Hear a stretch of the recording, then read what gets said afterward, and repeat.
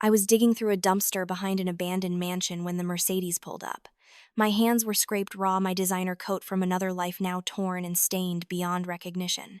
I had been searching for anything salvageable, anything I could sell for a meal. The irony wasn't lost on me. 3 years ago, I was Sophia Hartfield, an architect whose designs had been featured in prestigious journals, whose name carried weight in creative circles. Now I was just another invisible woman scraping through trash in the dark. The car door opened with that distinctive, expensive click, and a woman in a tailored black suit stepped out. She looked at me with an expression I had become familiar with over the past 6 months. Disgust mixed with pity. But there was something else in her eyes, too. Something sharp and calculating. Sophia Hartfield. Her voice cut through the cold evening air like a blade. I straightened up, wiping my hands on my already filthy jeans. Whatever dignity I had left forced me to meet her gaze directly. Who's asking? Victoria Chen. I'm an attorney. She pulled out a leather portfolio from her car, seemingly unconcerned about the setting. I represent the estate of Theodore Hartfield. Your uncle's estate, to be precise. The name hit me like a physical blow. Theodore, my uncle, my mentor, the man who had taught me everything about architecture, about vision, about dreaming in 3 dimensions. The man who had cut me out of his life completely when I married Richard. The man who had died 3 months ago without a word to me. I have nothing to say about Theodore, I said, turning back to the dumpster. The humiliation of this moment was already unbearable. I didn't need to add grief to it. He left you everything. My hands froze on the edge of the dumpster. I turned slowly, certain I had misheard. What? Hartfield Architecture, the estate in Connecticut, the Manhattan penthouse, all of it, on certain conditions. Victoria's expression remained neutral, but I caught something flickering in her eyes. We need to discuss this immediately. Get in the car. I'm not getting into a stranger's car at night based on some impossible claim, I said, but my voice had lost its edge. My mind was racing. Everything that couldn't be right. Theodore had made his feelings clear when he refused to attend my wedding, when he stopped returning my calls, when he made it publicly known that I was no longer part of the Hartfield legacy. Victoria sighed and opened the portfolio. She pulled out a document and held it up so I could see Theodore's distinctive signature at the bottom. This is his will, signed and witnessed 6 months before his death. You are the sole beneficiary. But there are conditions, Miss Hartfield, and they are time-sensitive. We can discuss this in the car or in my office, but we cannot discuss it here in an alley next to garbage. Your uncle may have been eccentric, but he raised you better than this. That last sentence broke something in me. Not because it was cruel, but because it was true. Theodore had raised me better. He had raised me to be strong, to be visionary, to never accept less than I deserved. And yet here I was, exactly where Richard had promised I would end up. I climbed into the Mercedes. The interior smelled of leather and subtle perfume. Victoria handed me a bottle of water and some wet wipes without comment, which I accepted gratefully. As the car pulled away from the alley, I caught a glimpse of myself in the side mirror. I looked like a ghost. Hollow cheeks, matted hair, eyes that had forgotten how to hope. How did Theodore die? I asked quietly. Heart attack. Quick in his office. He was found at his drafting table. Victoria kept her eyes on the road.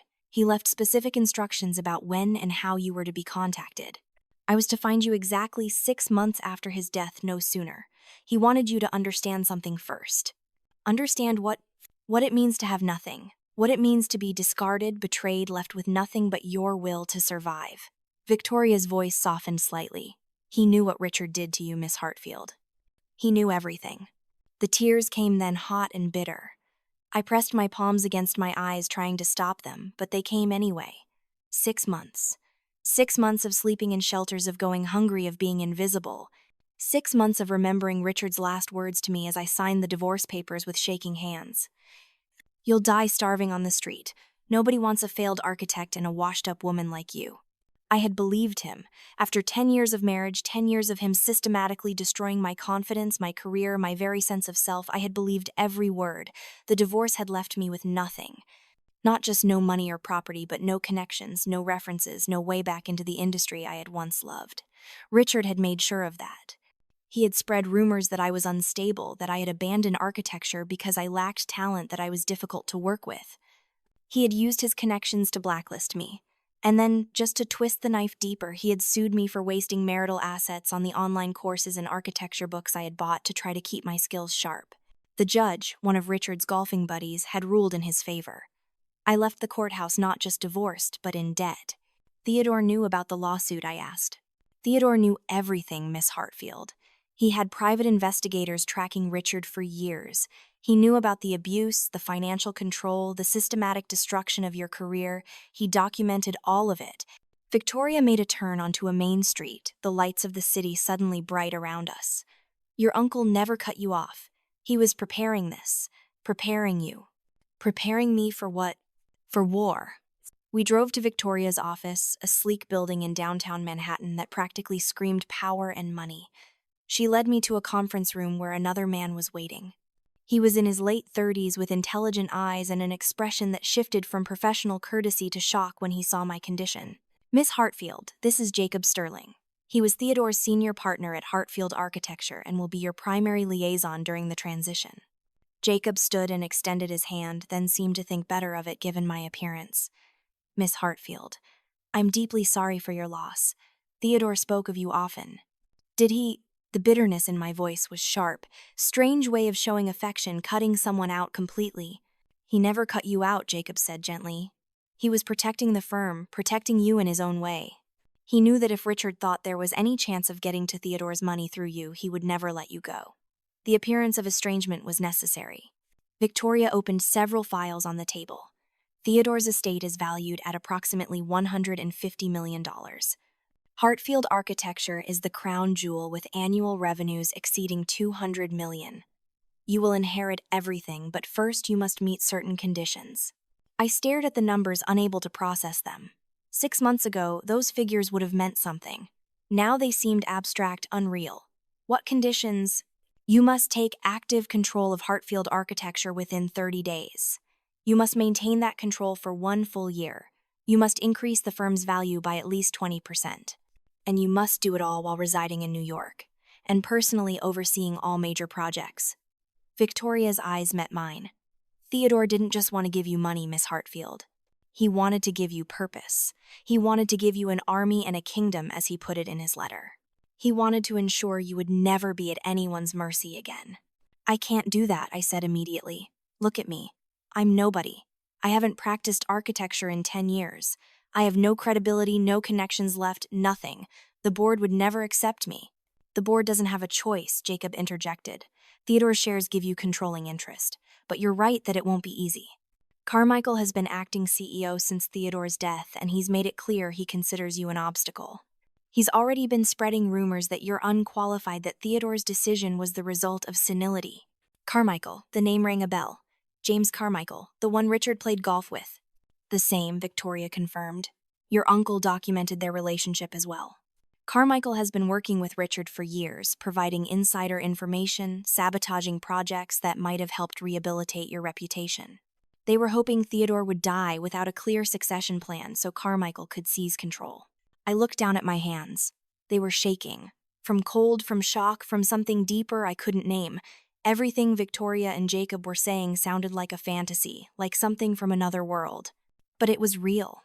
The papers on the table were real, the numbers were real, and the choice in front of me was real. I could walk away. I could take whatever cash Theodore had left me and disappear, start over somewhere, quiet and small, live a simple life, and try to forget everything that had happened. Or I could do what Theodore clearly wanted me to do. I could fight. Richard's face swam into my mind, his smug expression as he handed me the divorce papers, the way he had laughed when I begged him not to take everything, the casual cruelty with which he had destroyed my work, burning my sketches, deleting my files, calling me worthless every single day until I almost believed it. When do I start? I heard myself say. Victoria smiled for the first time since I met her. Tomorrow morning, 9 a.m. Board meeting. Jacob will brief you tonight on everything you need to know. We've arranged for a hotel suite and appropriate clothing. There's also a medical team standing by. Theodore's instructions were very specific. You are to be given every resource necessary to succeed. Why didn't he just contact me himself? The question burst out before I could stop it. Why let me suffer like this? If he knew everything, if he cared, why didn't he help me? Jacob and Victoria exchanged glances. Finally, Jacob spoke. I asked him that once. He said you needed to touch bottom first. He said you needed to know what it felt like to have absolutely nothing to be completely discarded, so that when you rose again you would never take anything for granted, so you would fight like someone with nothing left to lose. He paused. He also said you needed to learn to hate. Not just to be hurt or disappointed, but to really hate. Because that hatred would be your fuel. I understood then. Theodore had always been ruthless in his own way, had always believed that comfort made people weak. He had put me through hell, watched me suffer from afar, documented every moment of my degradation.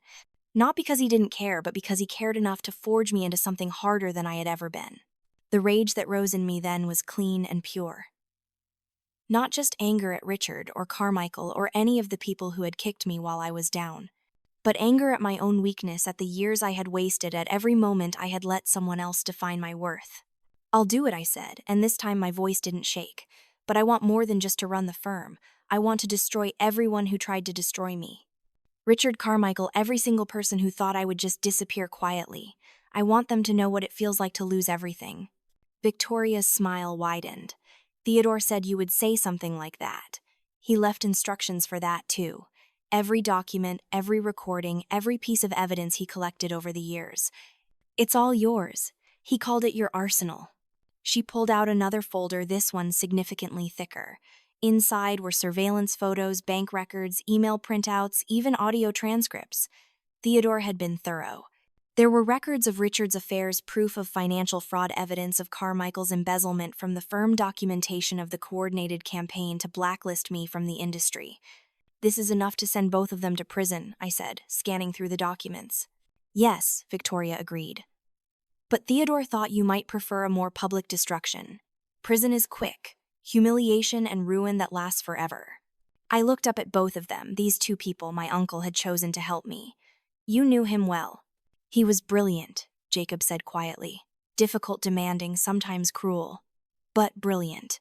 He built Hartfield architecture from nothing, survived every downturn, outlasted every competitor. And he wanted you to inherit more than just his company. He wanted you to inherit his legacy. The ability to build empires from ashes." Later that night in the hotel suite Victoria had arranged, I stood under the shower for what felt like hours. The hot water washed away 6 months of grime, but it couldn't wash away what I had learned about myself. I had survived. Against all odds, despite Richard's predictions, I had survived. I had lived through the worst and come out the other side still breathing. When I finally looked at myself in the mirror wrapped in a plush hotel robe, I barely recognized the woman staring back. I was thinner, harder, with lines on my face that hadn't been there before. But my eyes were different. They weren't defeated anymore. They were calculating. I opened the briefing materials Jacob had left for me. Hartfield Architecture had a board meeting scheduled for 9 a.m. Carmichael would present his quarterly report and likely make a motion to officially confirm himself as CEO. He didn't know I was alive. He certainly didn't know I was coming. The first thing I needed to do was present myself as a credible leader. That meant more than just clean clothes and a confident attitude. I needed to prove I still had the skills, the vision that had made me Theodore's protege in the first place. I pulled out my old portfolio, the one thing I had managed to keep hidden from Richard during our marriage. The leather was worn, but inside were my best designs from before everything fell apart. Buildings that had never been built, concepts that were ahead of their time. I spent the rest of the night planning. Not just what I would say at the board meeting, but my entire strategy. Carmichael would be the first target. I would expose him quickly and publicly, establishing my willingness to be ruthless. Then I would rebuild the firm's reputation while gathering more evidence against Richard and his co-conspirators. Marcus Chen's name had appeared in several of Theodore's files as well. He was another predator, one who had been circling Hartfield Architecture for years, waiting for a chance to strike. I would deny him that chance. I would deny them all. When the sun rose the next morning, I was ready. Victoria had arranged for a stylist who provided a severe black suit, elegant but intimidating. My hair was pulled back in a tight bun. I looked like someone who meant business. I looked like Theodore. The Hartfield Architecture building was a masterpiece, one of Theodore's own designs from his prime. All glass and steel, reaching toward the sky like a defiant gesture.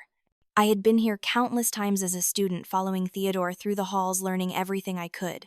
I had dreamed of working here someday. Now I owned it. Jacob met me in the lobby. "Ready?" "More than ready." "Good, because Carmichael brought reinforcements. Half the board is in his pocket. They're going to fight you. Let them. The boardroom was on the top floor with floor-to-ceiling windows overlooking Manhattan. 12 people sat around an enormous table, all of them turning to stare as I walked in with Jacob and Victoria behind me. Carmichael was at the head of the table looking smug and comfortable in Theodore's chair. "Gentlemen, there must be some mistake," Carmichael said smoothly. "This is a closed board meeting." "No mistake," Victoria said, her voice crisp and professional. "This is Sophia Hartfield, Theodore Hartfield's niece and sole heir. As of yesterday, she owns 65% of this company. This is her board meeting." The room erupted. Several board members started talking at once, demanding proof, questioning my qualifications, some even laughing at the idea that I could run the firm. Carmichael held up his hands for silence, but his face had gone pale. "Even if this is true," he said carefully, "Miss Hartfield has been out of the industry for a decade. She has no experience running a firm of this size. The responsible thing would be to maintain current leadership while she learns the ropes." "The responsible thing," I said, speaking for the first time, "would be to explain to this board why you've been embezzling from the firm for the last 3 years." Carmichael's expression froze. "That's a serious accusation." "It's a documented fact." I nodded to Victoria, who pulled out a file and began distributing copies to each board member. "Bank records showing transfers from firm accounts to your private holdings. Invoices for work that was never completed, paid to shell companies you control. Conservative estimate, you've stolen approximately $4 million. The room went silent except for the rustling of papers as board members reviewed the evidence. Carmichael's face had gone from pale to red. "This is fabricated," he said, but his voice lacked conviction. "Theodore was senile at the end. Everyone knows it. This is some scheme his crazy niece cooked up. I was there when he compiled this evidence," Jacob said quietly. "I witnessed several of these transactions myself. Theodore knew Mr. Carmichael. He knew everything. He just wanted to wait until the right moment to act. And that moment is now," I said. "You're fired effective immediately. Security will escort you from the building. You should also know that copies of this file have been sent to the district attorney's office. I imagine they'll want to have a conversation with you very soon." Carmichael stood his chair, scraping back loudly. "You can't do this. I've given 20 years to this firm." "You've stolen from this firm for 3 of those years," I corrected. "You've also conspired with my ex-husband to damage my reputation and sabotage my career." "Did you think I wouldn't find out? Did you think Theodore wouldn't find out?" I stepped closer to him, close enough that he had to look down at me. "You made a mistake, Mr. Carmichael. You underestimated me. Everyone underestimated me. You saw a broken woman and thought that was all I would ever be. But I'm Theodore Hartfield's niece. I was trained by the best. And now I own this company and you own nothing." Security arrived, then summoned by Victoria's discreet text. They flanked Carmichael, who looked around the room desperately for support. But the other board members were studying the documents, their faces varying shades of shocked and angry. No one spoke up for him. "This isn't over," Carmichael hissed at me as security took his arms. "You're right," I said. "It's not. Because when you go to trial, I'm going to be there. And I'm going to testify about every conversation you had with Richard, every piece of information you gave him, every way you helped him destroy my life. By the time I'm done, you won't just lose your freedom. You'll lose everything." After Carmichael was removed, I turned back to the remaining board members. Several of them looked uncomfortable, probably wondering if I had files on them too. I let them wonder. "I know some of you have doubts about my ability to lead this firm," I said. "That's fair. I've been out of practice. But I spent 10 years learning from Theodore Hartfield, and I spent 10 years after that learning what it means to lose everything. I know what I'm capable of, and I know what this firm is capable of. Under my leadership, we're going to remember what made Hartfield architecture great in the first place: vision, innovation, integrity." I pulled out my old portfolio and opened it on the table. "These are designs I created years ago. They were never built because I let someone convince me I wasn't good enough. That I should give up my dreams for something safer, something smaller. I won't make that mistake again." The board members leaned in to look at the sketches and renderings. I watched their expressions change from skepticism to interest. These were good designs, maybe even brilliant. And they were more than a decade old, created before I had stopped believing in myself. "We have a problem," one of the board members, an older woman named Patricia, said. "Marcus Chen has been courting our clients aggressively since Theodore's death. He's been spreading rumors that the firm is rudderless, that we're going to collapse without Theodore's leadership. We've lost 3 major accounts in the last month alone. Marcus Chen, I repeated. The name was familiar from Theodore's files. Marcus ran Chen Group, the second largest architectural firm in the city and Hartfield's primary competitor. According to Theodore's notes, Marcus and his firm engaged in every dirty trick imaginable, from stealing designs to sabotaging permits to spreading false rumors about competitors. He's been particularly vicious, Jacob added. He's telling clients that you're unqualified, that the firm is going to implode, that they should jump ship now before it's too late. Then we'll prove him wrong, I said. What's our most important pending project? The Anderson Tower, Patricia said. A 40-story mixed-use development in Battery Park. The client is nervous. If we lose Anderson, we lose our credibility. Then we won't lose Anderson. I looked at Jacob. Set up a meeting with the client. Tomorrow, if possible. I'll present a new vision for their project, something that will make them forget Marcus Chen exists. Jacob nodded slowly. You think you can design something that good overnight? I know I can. The board meeting wrapped up shortly after. Some members left still looking skeptical, but others seemed cautiously optimistic. At minimum, I had proven I wasn't going to be a pushover. I had removed Carmichael swiftly and publicly, making it clear that I wouldn't tolerate betrayal or incompetence. Jacob walked me to Theodore's office. My office now.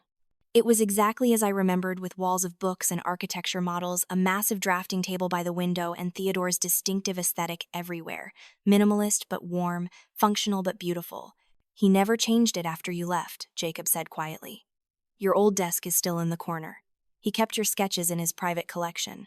He never stopped believing in you, Sophia. I walked to the window and looked out over the city.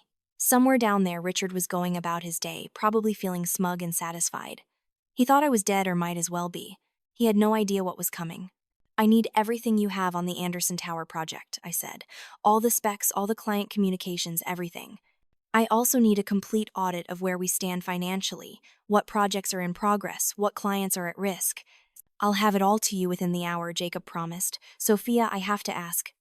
Are you sure you're ready for this? Not just the work, but everything else. When Richard finds out you're back, he's going to come after you. Marcus will too. These are dangerous men. Good, I said. Let them come. I've spent 6 months with nothing to lose. Now I have everything to lose, which means I'll fight twice as hard to keep it. Jacob smiled slightly. Theodore said you would say something like that too. He knew me well. He did. Better than you probably realized. After Jacob left, I sat at Theodore's desk and opened the files on the Anderson Tower. The current design was competent but uninspired, exactly the kind of safe, forgettable architecture that had started to plague the firm in Theodore's later years. The client wanted mixed-use residential and commercial space, something that would become an iconic part of the downtown skyline. I started sketching. At first, my hand was stiff, unpracticed, but slowly muscle memory took over. I began to see the building in my mind, not as separate floors of apartments and offices, but as an integrated ecosystem. Green spaces cascading down the facade, communal areas that encouraged interaction, sustainable systems that made the building nearly carbon neutral. It was ambitious, maybe too ambitious, but it was exactly the kind of visionary design that Hartfield architecture had been founded on. Hours passed. I forgot to eat, forgot to drink water, forgot everything except the emerging design. When I finally looked up, it was dark outside and my hand was cramping. But I had something. Not just a design, but a statement.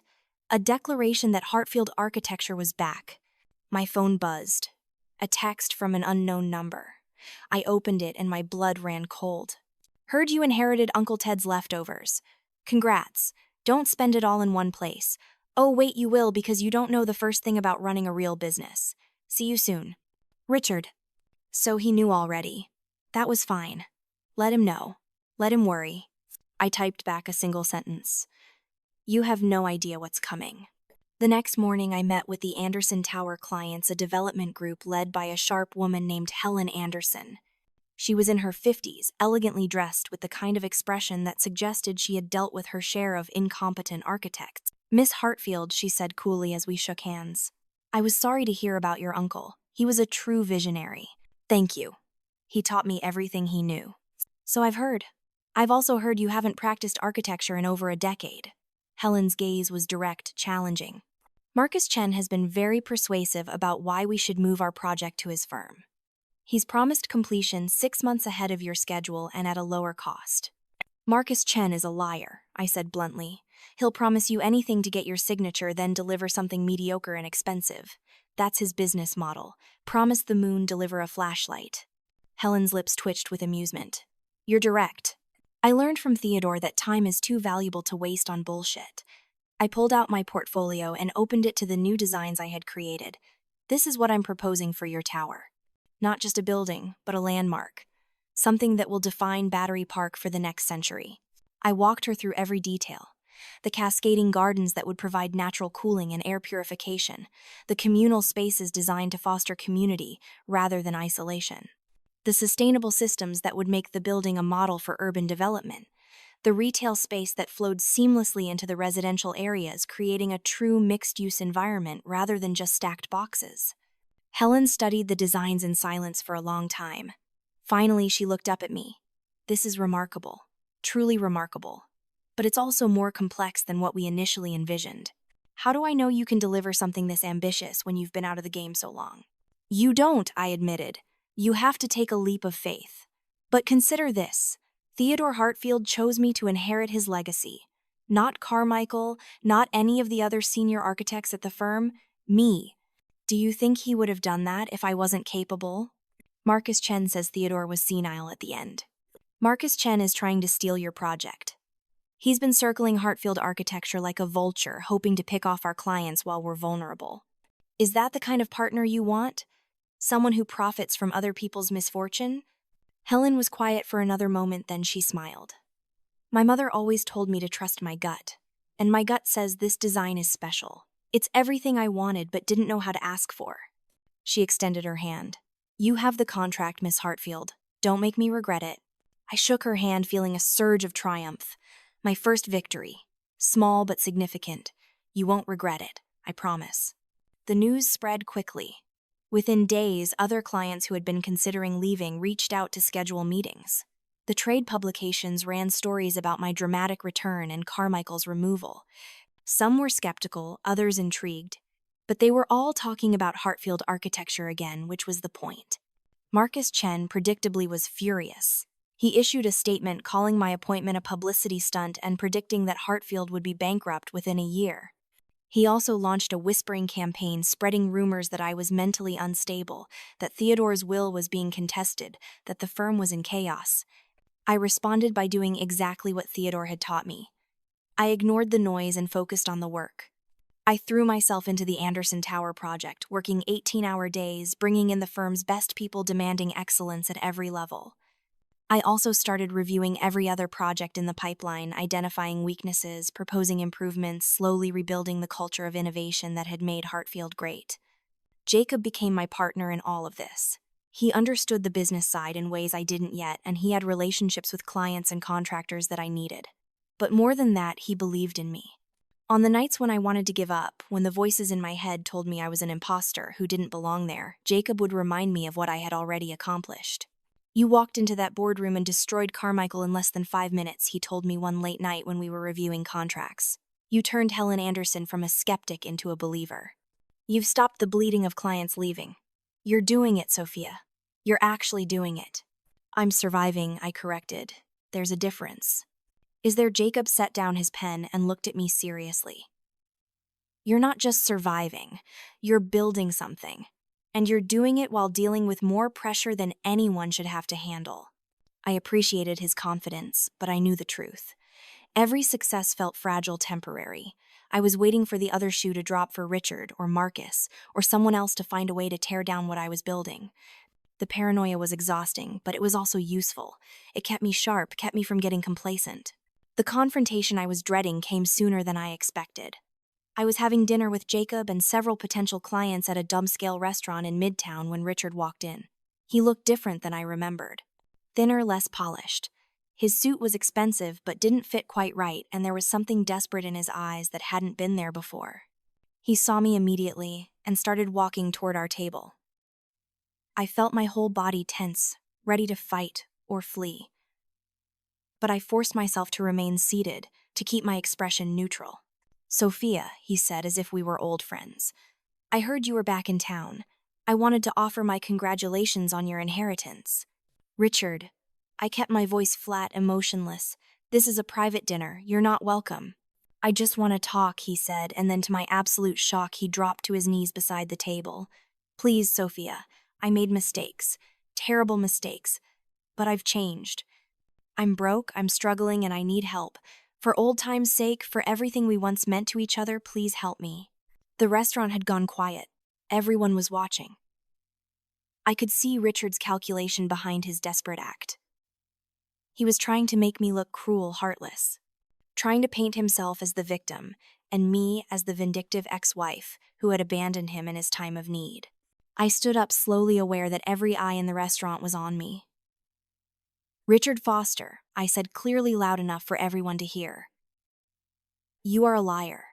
You spent 10 years of my life systematically destroying my confidence, my career, and my spirit. You told me I was worthless, that I would die starving on the street. You stole my designs, burned my work, and used your influence to blacklist me from the industry. You sued me for the crime of trying to maintain my skills, leaving me not just divorced but in debt.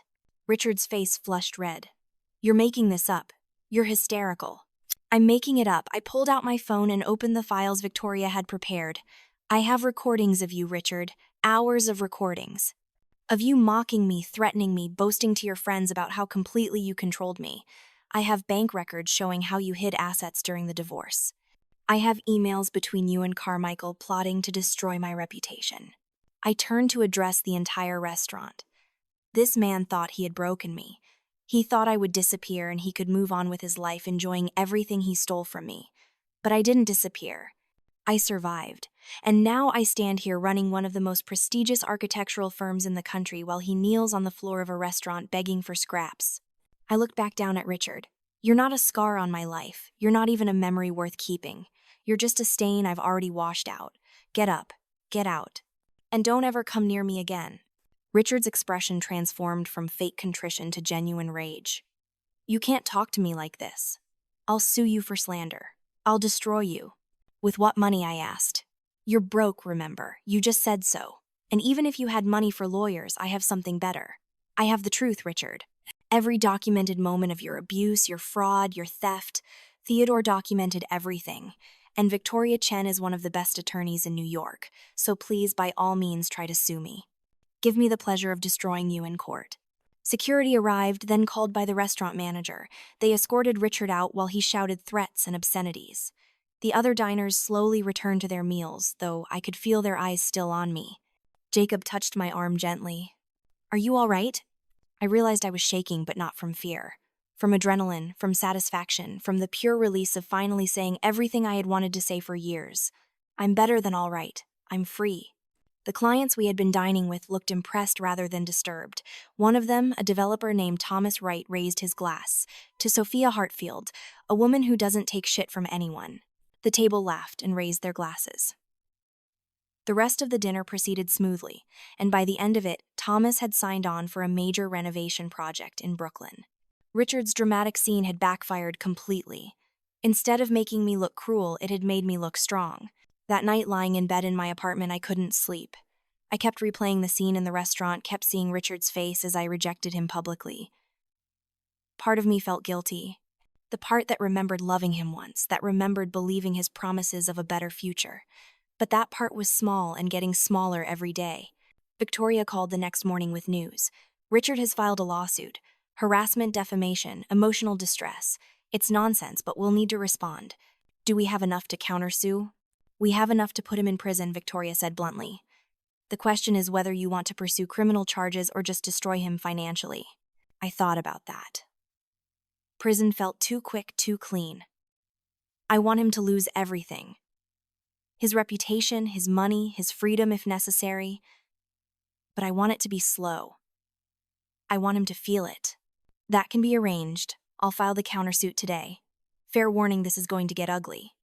He'll try to drag your name through the mud, bring up every private moment from your marriage, paint himself as the victim of a vindictive ex-wife. Let him try. Theodore gave me an arsenal. Let's use it. The legal battle began in earnest. Richard's lawyers filed motion after motion, each one more desperate than the last. They tried to argue that Theodore's will was invalid, that I had unduly influenced him. They tried to subpoena my medical records, suggesting I was mentally incompetent. They even tried to claim that the recordings Victoria had were obtained illegally. Every attack failed. Theodore had been meticulous, had ensured everything was documented properly and legally, and Victoria was relentless, countering every move with devastating precision. She released just enough evidence to the media to shape the narrative. Stories appeared about Richard's affairs, his financial fraud during the divorce, his campaign to blacklist me from the industry. Public opinion turned against him swiftly and brutally. Meanwhile, I focused on Hartfield architecture. The Anderson Tower project was progressing beautifully ahead of schedule and under budget. Other projects followed. I started winning awards for my designs, getting featured in the same publications that had once ignored me. The firm's value increased steadily. By month 6, we had exceeded Theodore's benchmark of 20% growth. But Marcus Chen remained a problem.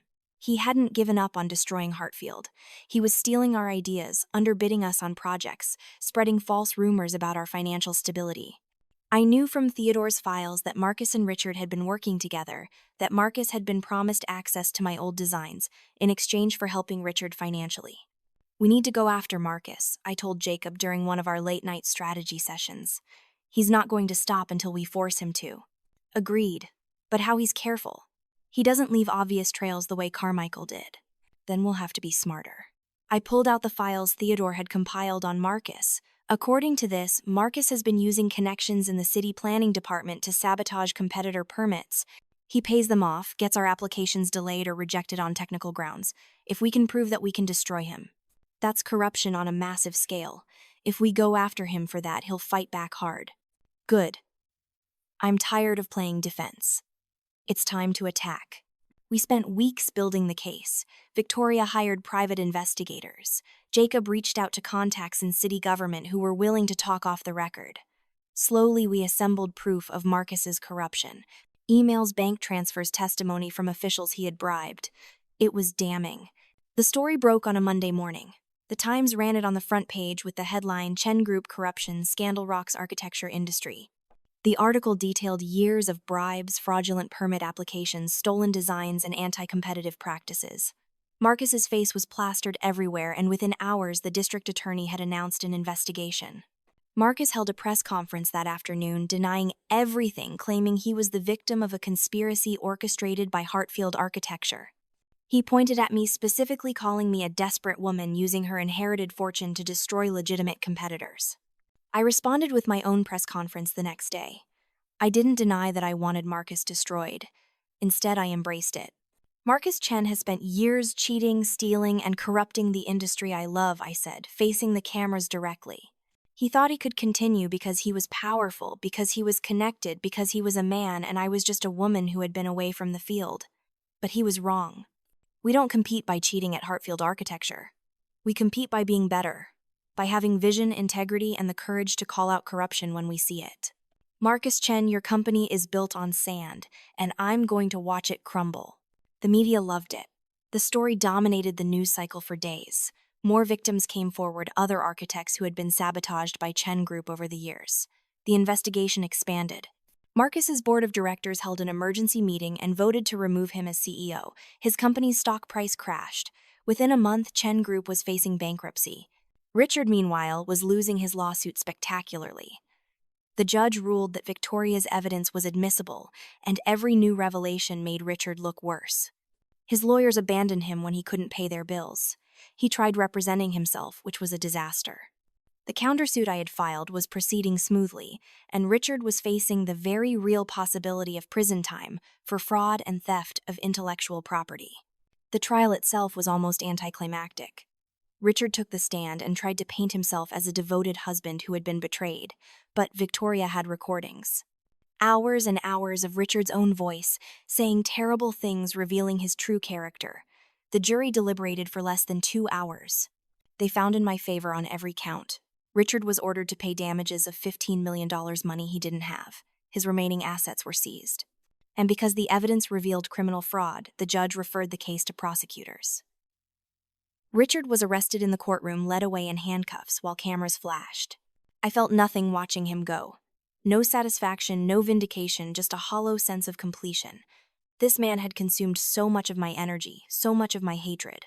And now he was just gone, reduced to a criminal in an orange jumpsuit. The monster I had built him up to be in my mind was just a pathetic, greedy man who had destroyed himself. The days following the trial verdict were strange. I had spent so long focused on revenge, on destroying the people who had hurt me, that I didn't quite know what to do with myself now that it was done. Hartfield Architecture was thriving. The firm had become one of the most respected in the country again. The Anderson Tower was being hailed as a masterpiece of sustainable urban design.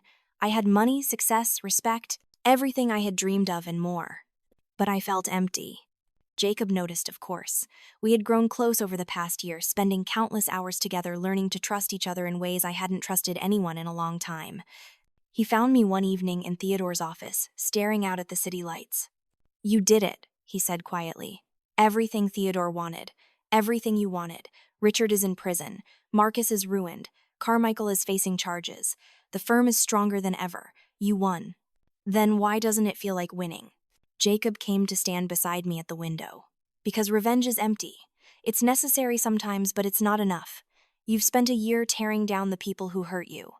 Maybe it's time to start building something for yourself instead." I have built something. The firm is thriving. The firm is Theodore's legacy. I'm asking what your legacy is going to be. I didn't have an answer for that. I had been so focused on survival, on revenge, on proving everyone wrong that I hadn't thought about what came next. What did I actually want? Not what Theodore wanted for me, not what I wanted to prove to Richard or Marcus or anyone else. What did I, Sophia Hartfield, want for my own life? "I don't know," I admitted. "Then maybe it's time to figure it out." Jacob hesitated, then continued. "There's something else I need to say. I've worked with you every day for almost a year now. I've seen you at your strongest and your weakest. I've watched you rebuild yourself from nothing, and somewhere along the way I fell in love with you." I turned to look at him, startled. Jacob's expression was open, vulnerable in a way I had rarely seen. "I'm not asking for anything," he continued. "I know you've been through hell. I know trust is difficult for you now, but I needed you to know. Because you deserve to know that someone sees you, really sees you, and loves what they see." I wanted to say something, but the words caught in my throat. Love. The concept felt foreign, dangerous. Richard had claimed to love me, and look how that had turned out. How could I trust this? How could I trust anyone? But Jacob wasn't Richard. Jacob had stood beside me through the hardest year of my life and never asked for anything in return. He had believed in me when I didn't believe in myself. He had celebrated my victories and supported me through my defeats. He had been patient with my anger, my paranoia, my obsessive need for control. "I'm afraid," I said finally. "I'm afraid of letting anyone that close again." "I know, and I'm not asking you to let me in right now. I'm just asking you to consider the possibility that not everyone will hurt you, that maybe someday you could trust again." He left after that, giving me space to think. I stood at the window for hours, watching the city lights blur and sharpen, trying to untangle the knot of emotions in my chest. Fear, longing, hope, doubt. All of it mixed together until I couldn't tell where one feeling ended and another began.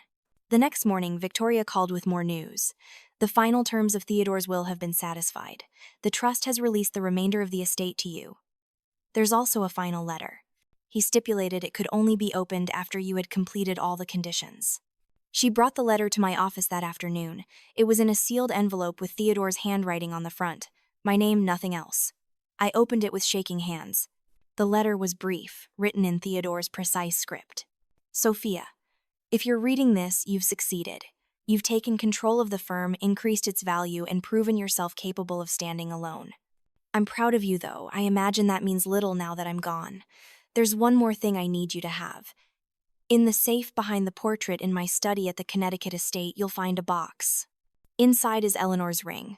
She would have wanted you to have it, not for the value, but for what it represents. Eleanor and I built our life together from nothing. We faced opposition, scandal, failure. But we never stopped building. We never stopped dreaming. That's what I want for you, Sophia.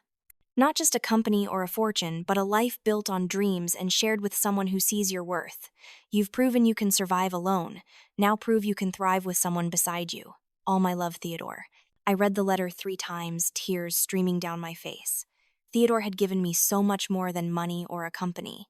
He had given me a second chance. A chance to be more than just a survivor, more than just a victor in a war of revenge. A chance to actually live. I drove to the Connecticut estate that weekend. The house was massive, a sprawling modern structure nestled in acres of forest. I had spent summers here as a child learning to sketch in Theodore's study, exploring the grounds with dreams of building my own architectural marvels someday. The safe was exactly where Theodore had said it would be. Inside was a small velvet box, and inside that was the most beautiful ring I had ever seen. Simple, elegant, with a design that was distinctly Eleanor's work. I slipped it on my finger and it fit perfectly. I spent the rest of the weekend at the estate walking the grounds, sitting in Theodore's study, slowly letting go of the anger and pain that had driven me for so long. I thought about Eleanor and Theodore, about the life they had built together, about how they had faced the world as partners, as equals, supporting each other through everything. I thought about Jacob, about his patience, his integrity, his unwavering belief in me, about the way he made me laugh, even on the hardest days. About how he had never tried to control me or diminish me, but instead had worked to elevate me. Maybe it was time to stop being afraid. I called him on Sunday night. "Can you come to the estate? I need to talk to you about something." He arrived an hour later, looking concerned. "Is everything all right?" "Come with me," I said, leading him to the study. I showed him Theodore's letter, watched him read it carefully. "Eleanor's ring," he said softly. "He wanted you to have this for a reason. He wanted me to stop being alone. To stop seeing everyone as a potential enemy or betrayer. To trust again. Can you?" I looked at him, this man who had stood beside me through everything, who had never wavered, who had loved me even when I was at my worst. "I think I already do. I'm just terrified of what that means." Jacob set down the letter and took my hands. "It means you're alive, Sophia. Really alive. Not just surviving, not just fighting, but actually living. And that's scary. But it's also beautiful." "I don't know how to do this," I admitted. "I don't know how to be in a relationship that's healthy, that's equal. Richard broke something in me, and I'm not sure it can be fixed.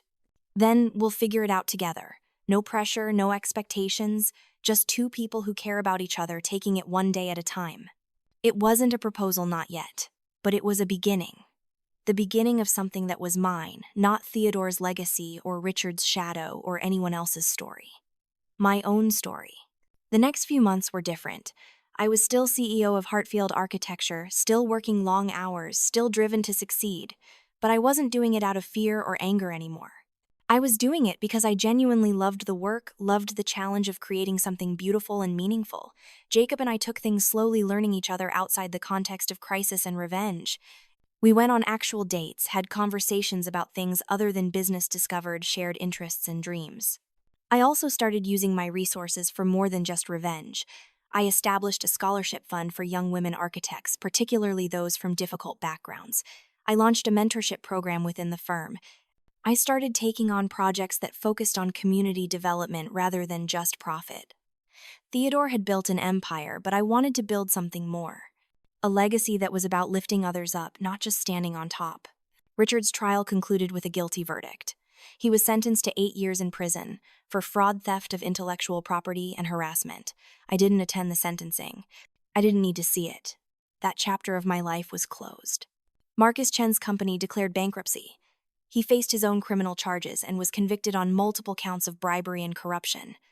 His fall from grace was even more spectacular than Richard's, covered extensively in the business press as a cautionary tale about the dangers of unchecked ambition and corrupt practices. A year and a half after that first night in Victoria's car, Jacob and I stood on the rooftop of the nearly completed Anderson Tower. The sun was setting over Manhattan, painting the sky in shades of gold and crimson. The building beneath us was everything I had envisioned and more.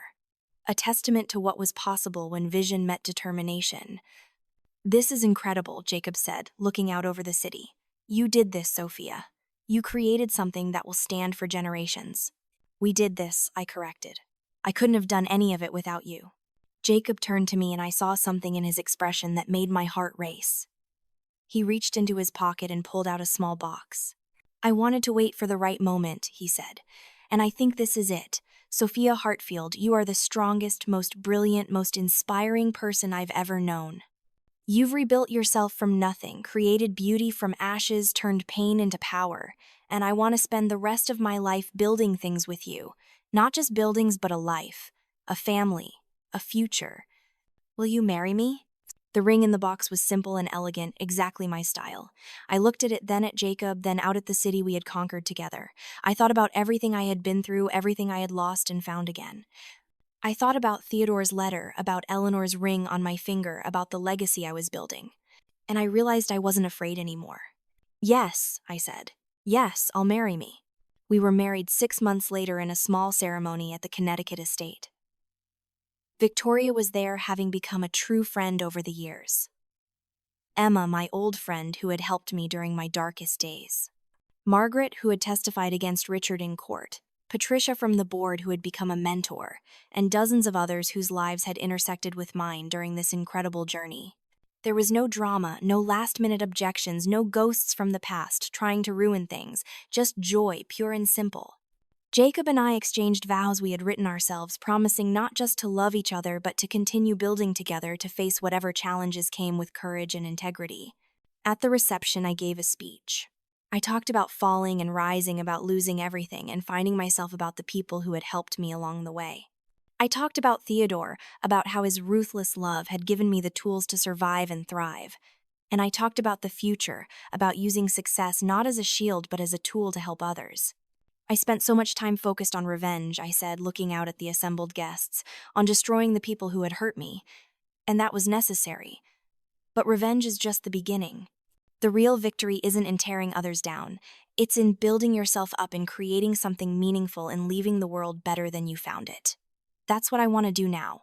Not just build buildings, but build opportunities. Build hope, build a legacy that matters. The applause was thunderous, but what I remember most is the look in Jacob's eyes. Pride, love, and something else.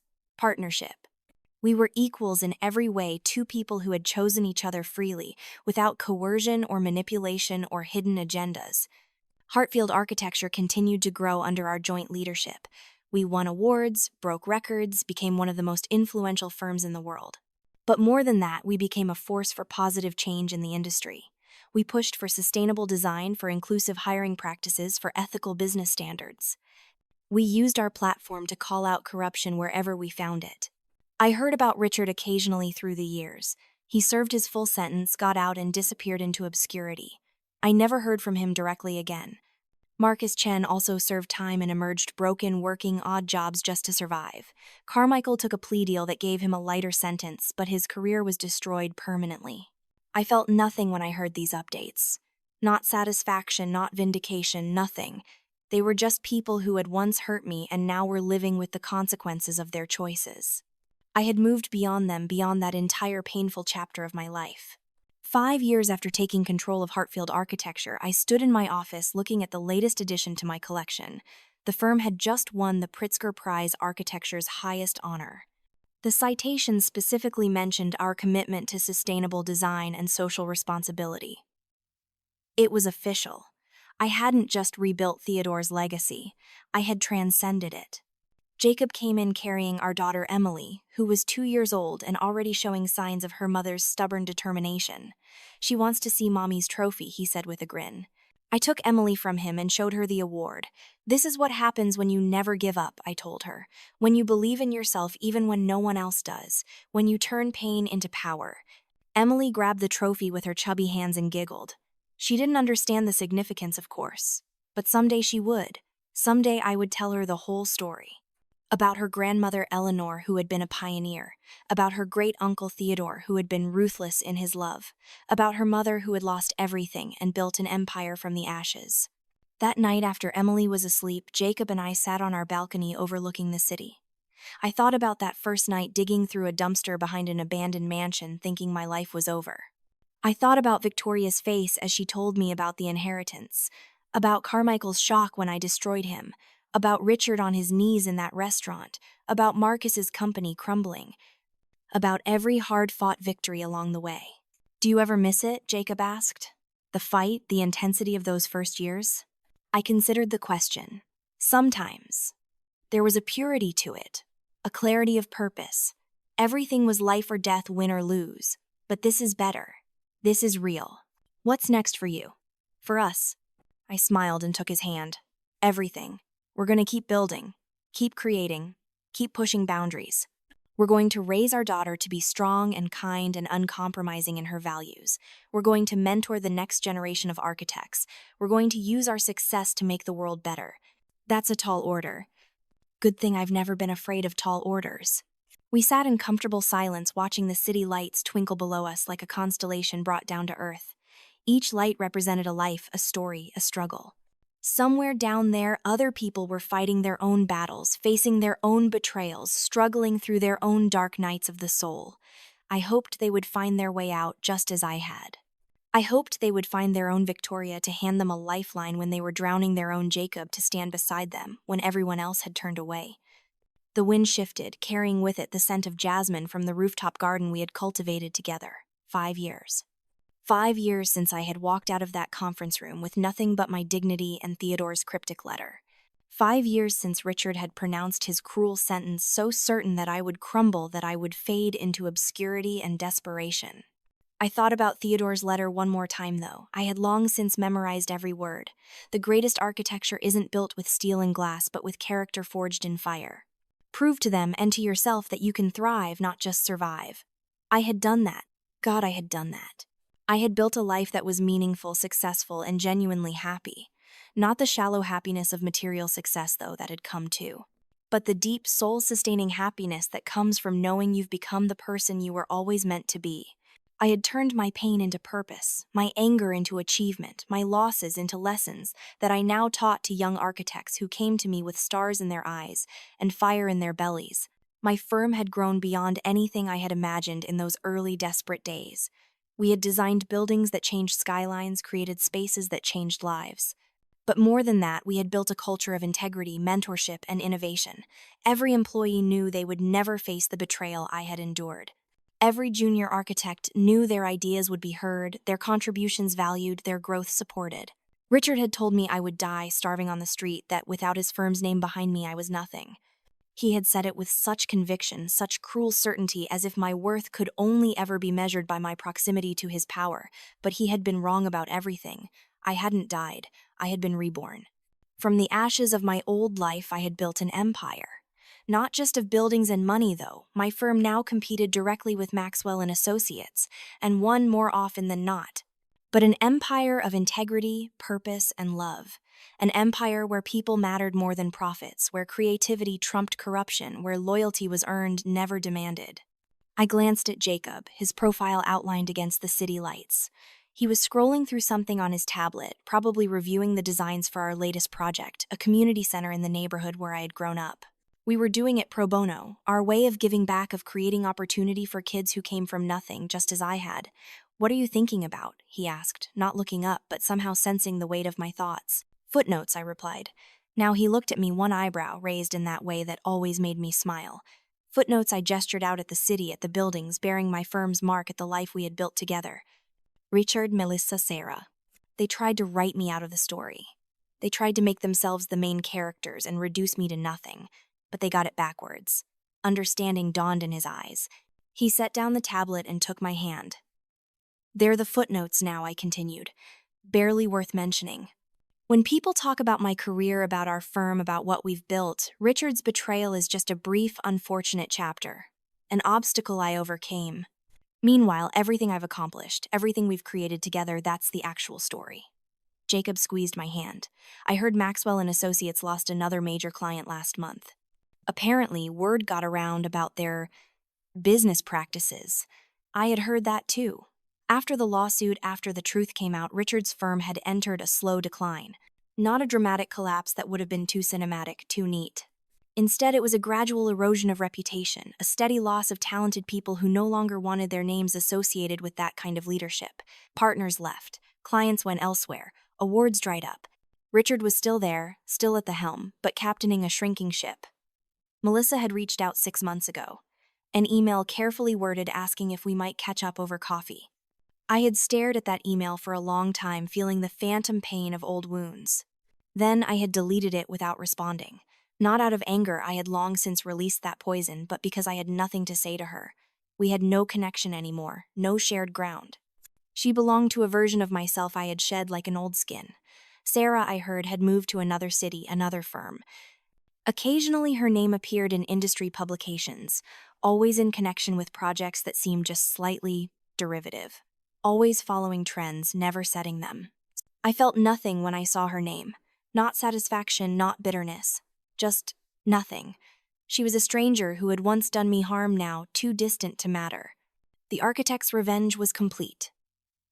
Not through their destruction, though. That moment in the conference room, when Richard's empire began to crumble, had been satisfying in its own way. But through my creation. Through proving that they had never defined me, never limited me, never truly touched the core of who I was. They had been obstacles, painful ones, that had left scars I still carried.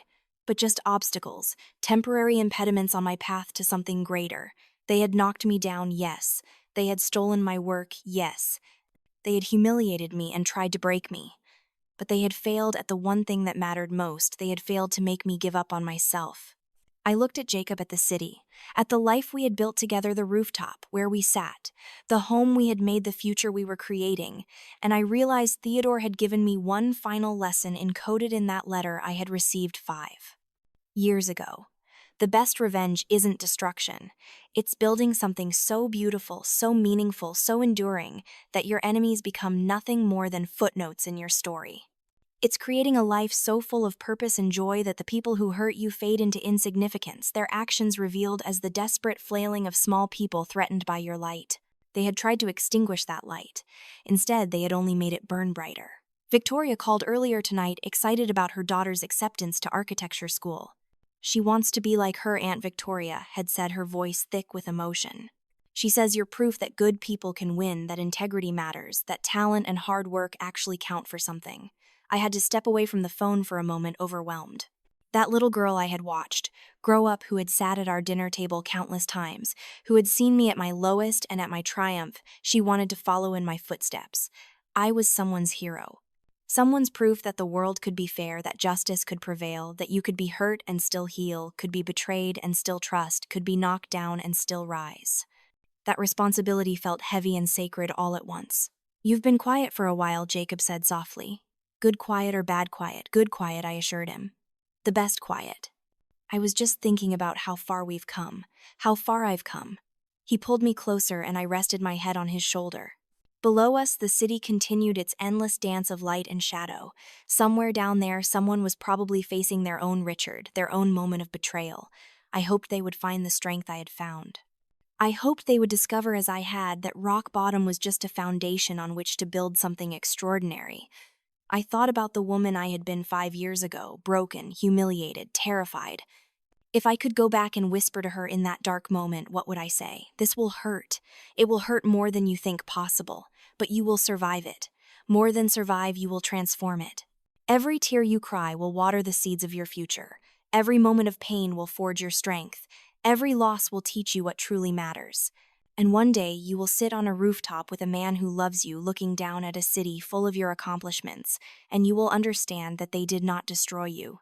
They freed you. Richard had thought he was taking everything from me. In reality, he had only taken the chains I didn't know I was wearing. The need for external validation. The belief that my worth came from someone else's approval. The fear of striking out on my own. The illusion that playing by their rules was the only path to success. He had shattered those chains and I had walked free. Jacob, I said, suddenly sitting up to look at him properly. Thank you. He looked surprised. For what? For seeing me when I couldn't see myself. For believing in me when I had stopped believing. For standing beside me during every difficult moment and celebrating every victory as if it were your own. For being my partner in the truest sense of the word. His eyes glistened in the city lights. You don't have to thank me for loving you. That's the easiest thing I've ever done. Still, I insisted. I need you to know what it meant, what it means. I wouldn't be here, none of this would exist without you. Yes, it would, he said firmly. Maybe it would have taken longer. Maybe the path would have been different. But you would have made it because that's who you are. I didn't make you strong. I just reminded you of the strength you already had. Maybe he was right. Maybe I would have found my way without him. But I was grateful beyond words that I hadn't had to. Some battles are easier to fight when you're not alone. The tablet on the table chimed with a notification. Jacob glanced at it and smiled. The Community Center Design won another award. They want you to speak at the ceremony. Another award. Another opportunity to tell the story, to inspire someone else who might be struggling. To be proof that endings can become beginnings, that failure can transform into triumph, that the people who try to bury you don't realize they're actually planting seeds. "I'll do it," I said. "But on one condition." "What's that?" "You come with me. As my co-designer, my partner, my equal, no more hiding in the background, no more letting me take all the credit. We built this together." He started to protest. He always did, always more comfortable supporting than being supported, but I cut him off. "I'm serious, Jacob. You've been the wind beneath my wings for long enough. It's time people saw you for what you are, not just a talented architect, but the other half of something greater than either of us alone." He was quiet for a moment, then nodded. "Okay, together then." "Together," I agreed. "Always." The city stretched out before us, a tapestry of light and possibility.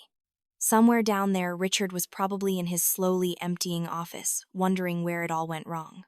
Melissa might be lying awake, regretting the friend she had betrayed. Sarah could be looking at my firm's latest project and feeling the bitter taste of what might have been if she had chosen differently. Or maybe they weren't thinking about me at all.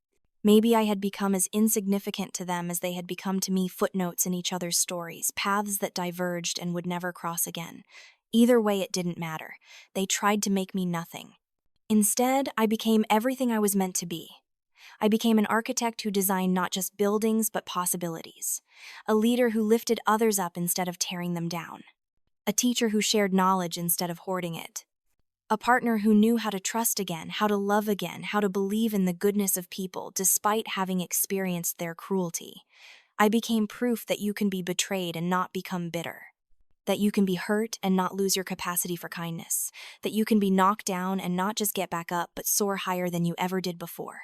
The best revenge wasn't their destruction. It was my creation. It was this moment, this life, this love. It was everything I had built from the rubble of what they had tried to destroy. And that was a victory worth having, not because it hurt them, but because it healed me. "Ready to go inside?" Jacob asked. "It's getting late."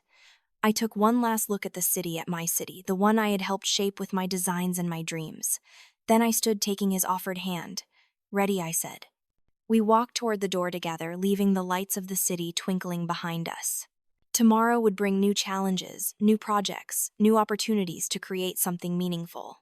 But tonight I would rest in the satisfaction of a battle won, a life, reclaimed a self, rediscovered. They had given me ashes. I had built an empire, and somewhere in whatever afterlife Theodore inhabited, I hoped he was smiling. I proved it, Theodore. I thrived. I more than survived. I became... The door closed behind us, but the city kept shining, full of my buildings, my legacy, my proof that the human spirit could not be broken by betrayal or diminished by cruelty. They had tried to write my ending. Instead, they had only given me a dramatic opening chapter. And the story I wrote from there, it was beautiful,